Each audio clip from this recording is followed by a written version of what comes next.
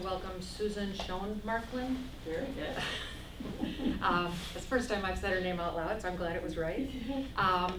From NAMI, who's going to be with us today, as well as Luther Kloth, who's going to share on some information regarding NAMI Walks, and of course Doris Kloth, her history with NAMI, and we're just really excited and blessed to have them both here today. To start with Susan, so welcome. Thank you. Thanks, guys. I was saying, I go next door to the Methodists. I got to tell them that the Lutherans are having food outside. So I'm impressed. I work as a program coordinator for NAMI. I got involved because of a family member, my son, but also I'm the former walk manager, so I can easily talk about both, and we will be talking about both, but we're going to start off by talking about Doris. Doris was a huge presence in the NAMI community, and I know she was here at your church too. So it's been a really tough loss for all of us, and we wanted to kind of let you know a little bit about her public persona. I took Doris to help me. She was our family chair for 7 years at the walk, and we would go down to the morning blend, and she would promote the walk, and Doris didn't hesitate to ask anybody for any money. That was not a problem. Even though when I first met her, she told me she didn't like to ask for money. So it was, for somebody who didn't like to ask for money, she was amazing. And she managed to become friends with Molly Fay of the Morning Blend. I mean, like really good friends. They would go out to lunch, and Molly did say that was the only person who had ever asked her for money that she gave to. She gets asked to a lot, but you just couldn't say no to Doris, you know. So I wanted to start by showing you a clip from one of her Morning Blend appearances. It would have been her last one in 2020, and so you can kind of see how she promotes NAMI. Okay.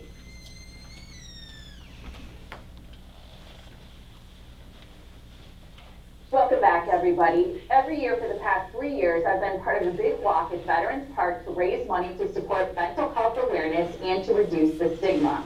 This year, of course, it is canceled, but you can still help by joining a virtual walk.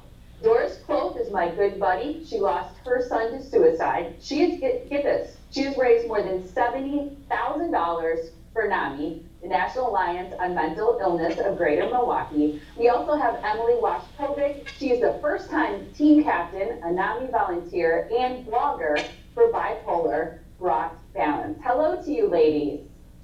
Good morning. Thank you so much for having us. Nice to be here. I'm so excited to see you both. It's so nice of you to join us. I'm super excited that although this event was canceled, something is still happening to raise money, awareness, and reduce the stigma. So Emily, let me start with you. How did you get involved with NAMI? Yeah, I actually had my own mental health experience or scare back in 2018 and received a diagnosis of bipolar disorder. And after that, I was really working to try to find my way back to normalcy. And I came across the resources that NAMI provides locally here in Milwaukee, such as peer-to-peer support groups, but also some really interesting programs like police de-escalation training to help with them out in the field when they might encounter someone with a mental health disorder. So I was really excited to see those resources and tapped into them right away as someone just trying to live every day with a normal life and working with my mental health on a daily basis. Emily, I love how honest you have been about your struggle. I read your blog, and I love the fact that you mentioned that you felt bad that it ended up that you had to go to the emergency room and that friends and family were so worried. But it was when you got your diagnosis and you figured out what you were dealing with and you got the help you needed that it brought balance to your life. And that's the part I love to tell people, because that's the part that brings hope and brings healing. Yeah, and so many people who don't even have a diagnosis struggle with their mental health, and especially right now, everything going on with COVID, there's a lot that you are dealing with. And so being aware of your mental health and how you can help yourself feel better or get through some of those hard times is really a great skill for anyone to have. I love what you addressed too about labeling, and I just want to make sure we hit this point because I think it's so important for people to understand. Toward the end of one of your blogs, you said, I am not bipolar. I am someone with bipolar. I'm someone who has bipolar. It seems like such a subtle difference, but it's huge, isn't it? Yeah, and a really important thing is just understanding that people with mental health disorders aren't completely controlled by that, the same way that part of your identity doesn't make up all of who you are as a person. So it's important to really understand that people with these disorders are humans just like you, and they're going through everyday struggles the same that you are. They might just look a little different than what you're used to experiencing, but that doesn't make up everything about who they are as a person. You're such a smart and wise person at such a young age. I appreciate you sharing your story so much, Emily. Doris, I got to turn to you. Yeah, absolutely. I haven't seen you in a little while, Doris, but I'm so excited to see you, if only virtually. Thank you so much for being here. Tell us just a little bit about what happened to your son, Eric. Well, Eric graduated with honors in high school and in college at Marquette University. And at his final year of Marquette, he was diagnosed with schizoaffective disorder. He went on to Syracuse Law School, but had to quit after one semester because of his disorder. He spent 20 years struggling with his medications and trying to stay as level as he possibly could. But he did have time to go do speeches at NAMI about his experiences with mental illness, and he did some volunteering there too. So he was able to give back something to the community. But by and large, he was an accomplished musician and played the piano and the cello. He was very intelligent. He spoke fluent French. He wanted to be an international lawyer, but that did not come about. He was kind and non-judgmental and really fun to be with. So we really miss him a lot. I know you do, Doris. And I know that you and your husband Luther were recently spotlighted in a national way. It was a publication that came out. Your story is so important. That's why I love walking with you and your family each year down by the lakefront. And I think it's incredible, Doris, that on your own, I know you make mittens, you write handwritten letters. You've raised $70,000. That is incredible. Well, thank you. It's been fun to do, and it's very rewarding. I write a lot of letters, and I get a lot of response from many people all over the United States. And I was very surprised that I was in that national journal, national annual report that NAMI put out. I think they did lots of other nominations from all across the country. So I felt it really an honor that they chose what we were doing here in Milwaukee. And I just am very happy that it happened, and I would like to thank anybody who had something to do with it. Actually, I don't think I do anything that's spectacular. I just write the letters and wait for the checks to come in. You're so humble. I'm so grateful to you, Emily, and to you, Doris, for joining us today. Thank you so much. I've shared before on the show that my brother died by suicide, and that's a connection that Doris and I have. So again, thank you, ladies, both so much. And I want to make sure that people know that May is Mental Health Awareness Month. Please join the virtual event. It's happening on Saturday, May 30th. Go to namiwalks.org/Greater Milwaukee. Supporters from 33 cities all across the country will be participating to raise awareness as well as funds. And this is for hope and healing too. So our walk is actually going to be on October 9th. We've switched it to a fall walk. Whoops, I can do this. At You Break I Fix, we diagnose any electronic device for free. And We've switched it to a fall walk, and we're also, we merged in the past year with NAMI Waukesha, so now we're NAMI Southeast Wisconsin, and we have, the walk will be taking place in 2 locations, and I can talk about it a little more, but we were gonna have Luther talk a little bit about he did make an appeal this year for his walk team, which is now remembering Doris and Eric. And Luther was gonna just say something about the outpouring of support that he's gotten. It's really heartwarming. Good morning, everybody. Good morning. These things don't work with hearing aids. Oh. They work, but the hearing aids get dislodged. Well, thank you for coming out this morning. We are heading up a new drive this year, and during the 10 years that Doris has been with us, they have been years that I think broke records, and so we're doing what we can again this year to keep up with what Doris has been doing. So this amounts to sending out requests, and we've had a good response so far, and we're expecting a even better response. And we really appreciate if you receive something from us, that if you could make a contribution as well.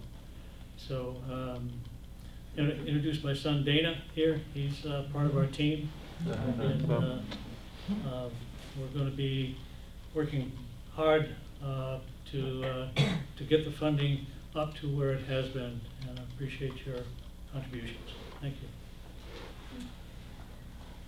Okay.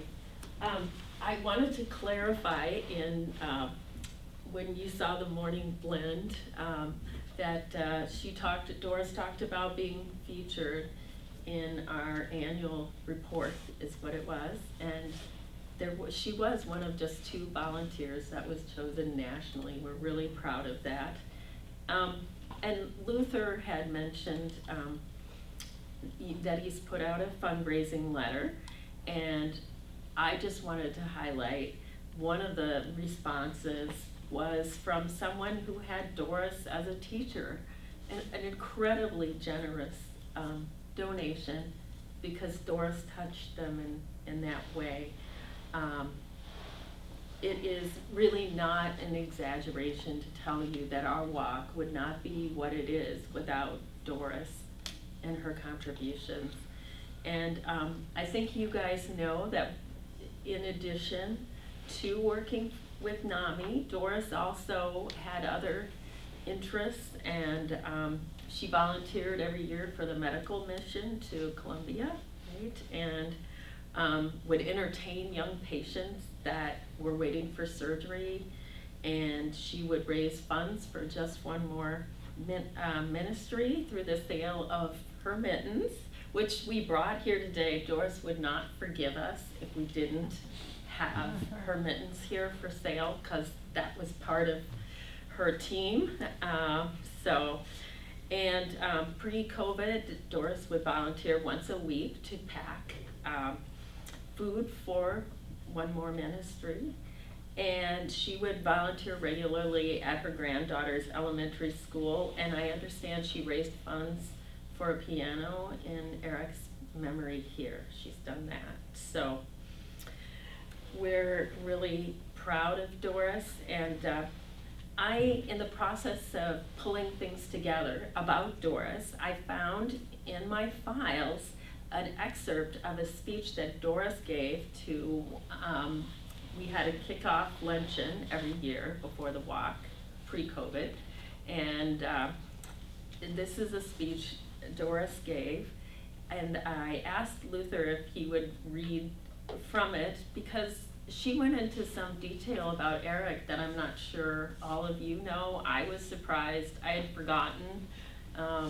So anyway, Luther was gonna share a little bit from that. Yep.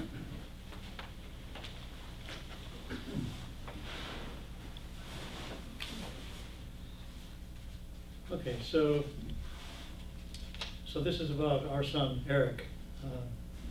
And Eric died unexpectedly at age 41.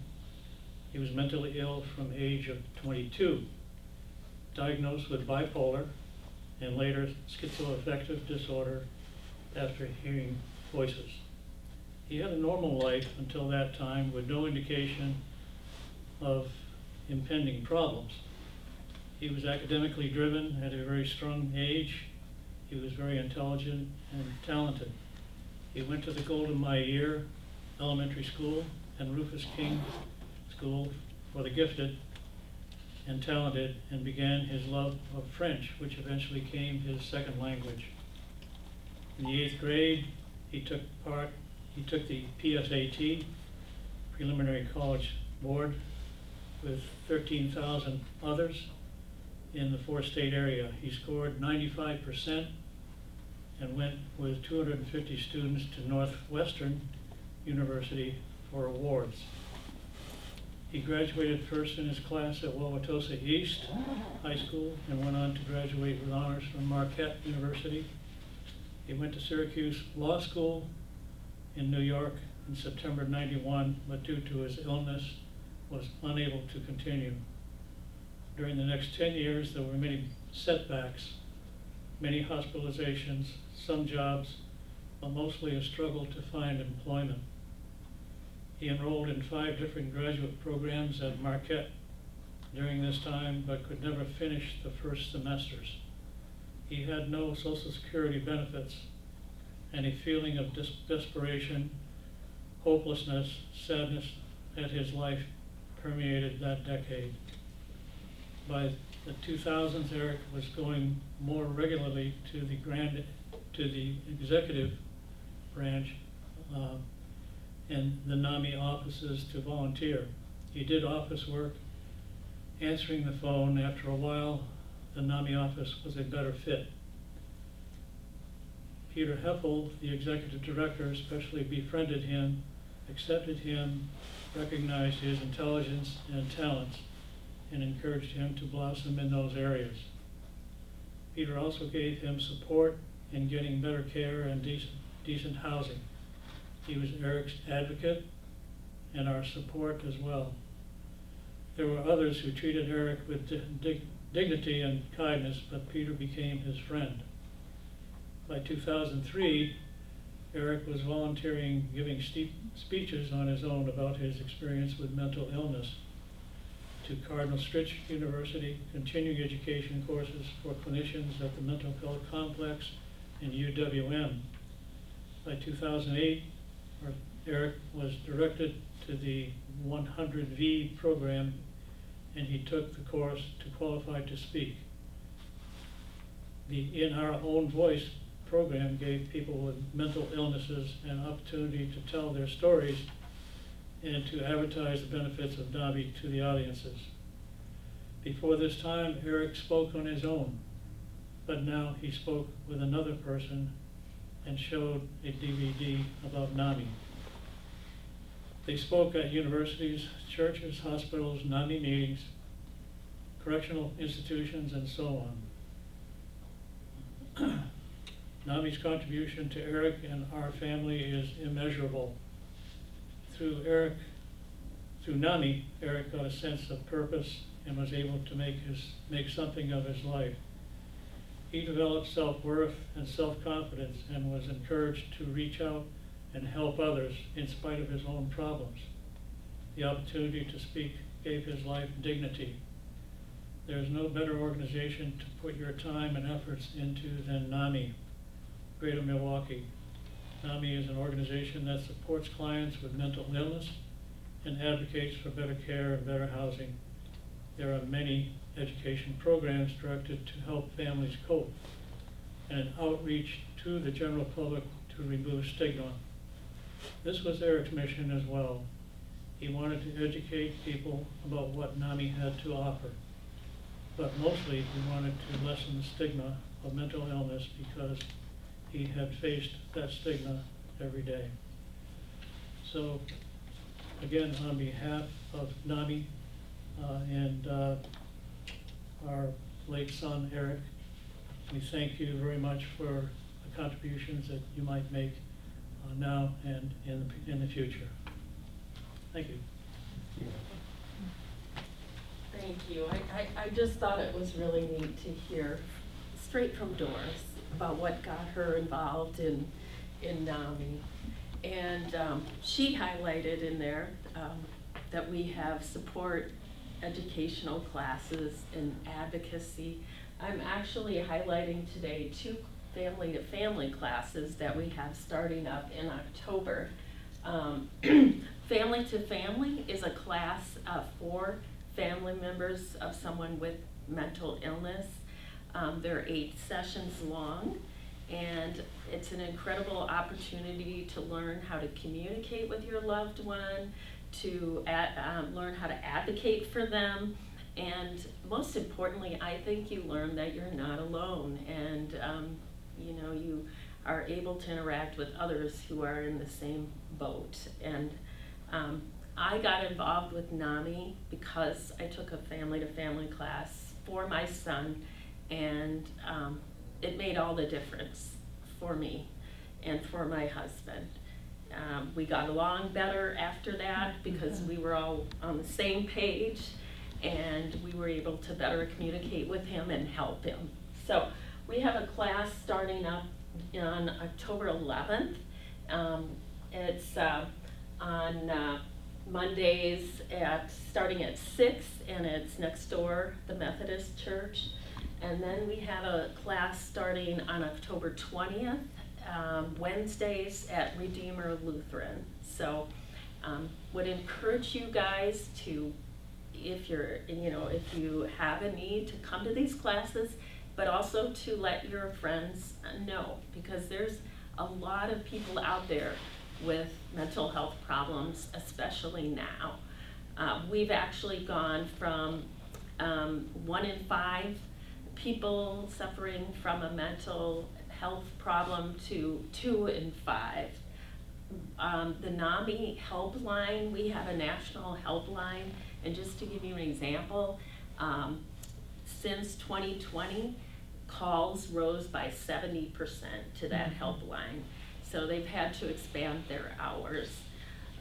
So I guess one of the silver linings of COVID has been a more public discussion of mental illness. It's kind of coming out of the closet a little bit. And one of the things that's so great about the NAMI Walk is that, yes, it's a fundraiser, but also it helps us, raise awareness of mental illness, and it creates a sense of community. So this year the walk is a little different from last year. It's not totally virtual, it's a hybrid, and we're not going to have like one walk where everybody is standing shoulder to shoulder and goes down the path. We don't want to take that risk, but we are going to have live music and yoga in the park and art projects.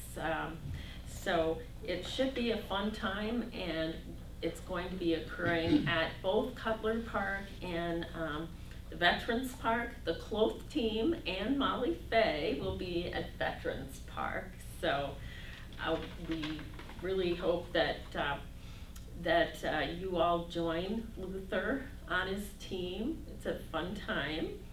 And if any of you are interested in mittens, Luther has kindly brought them. They're $35, and the money will go straight to NAMI.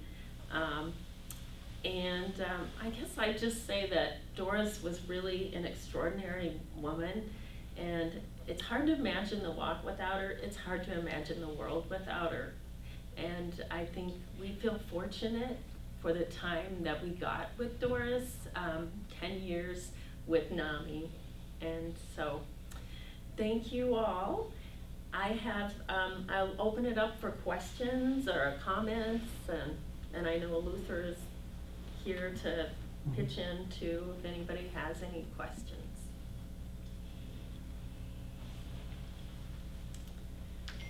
Quiet bunch here. Oh, here we go. I just want to say, God had given her a gift where you couldn't say no to her. She had asked me to be her honorary gardener, when she was on vacation to take care of her flowers. Honorary gardener. Yeah, I considered that to be one of my highlights of my life. Pulling those weeds, right? Yeah. Yeah. What time do the walks start? Is there a starting time for the walk? Yeah, I think it's like 9:30. Here, we have a little brochure that you can take about the walk, but I believe it's 9:30 that Okay. it kicks off. But it doesn't really kick off because, like I said, we're not going Well, down. we want to make sure we don't miss Luther and Dana. You know, we want to make sure that they're not 2 miles ahead of us when we get there. Exactly. Exactly. He'll be jogging down the trail. Yes, yes. Well, Okay. definitely Luther will need to put out something saying what time you're meeting and where. Right. And I'm sure he's gonna bake Doris's chocolate chip cookies. I guess now he is. So, I guess now he is. Maybe yes, maybe no. I think that was something neat she did too, was just like, she made it fun for her team. And had Molly Faye walking, well, I think the way it started was, we said the #1 fundraising team gets to walk with Molly Faye, and of course, every year, they were the #1 fundraising team. When we had a kickoff luncheon, I would try to generate some competition among the teams, and we'd have some kind of like, you get a dinner for 10 at the Diliberti's house, and it was all about spot #2, because everybody knew the Kloths were #1. You know, that was just a given. So. That's Yeah. the case this year too, when I Yeah. looked at my. Oh, yes, I'm glad you said that, because I meant to mention that you got, this team is #2 nationally. Nationally. I went on the NAMI Walks site looking for something, and it highlights the teams. Your team is #2, so that is really incredible. #1 is the sheriff's office in Travis County, Texas. So, you know, we gotta show up the sheriffs, right? Anything else? I think everybody knew Doris here, huh? Really well? Yeah. I have a question. The family to family, are those, I've had pastoral conversations with grandparents who are worried about their teenagers. Is it appropriate to direct them to that too? It's not just Absolutely. the immediate family? Yeah, definitely. In fact, we've had like an aunt, we've had a friend, you know, anybody who has a concern about someone, loved one with a mental illness. So yes, grandparents, that's a great question. Because this, the pandemic and the virtual learning and all of these things has been hard on all humans, but Yes. it's had a toll on the adolescents. Absolutely, it has. It absolutely has. The level of depression and anxiety has really increased. Yeah, yeah. And we do have, and I'm glad you raised this too, we have a support group for teenagers that you can look on the website. It's virtual. And then we also have a support group for people, adults with mental illness, once a week, and it's still virtual at this point, but you can look on our website for any of that information. Yeah. So also, we're just starting up a new support group for women who have been through trauma, which I think is great. But yeah, it's been hard for me, like, to get calls from people, and I know the choir is. Yeah. Yeah. Yes, we're not leaving because we want to. I know, I know, I know.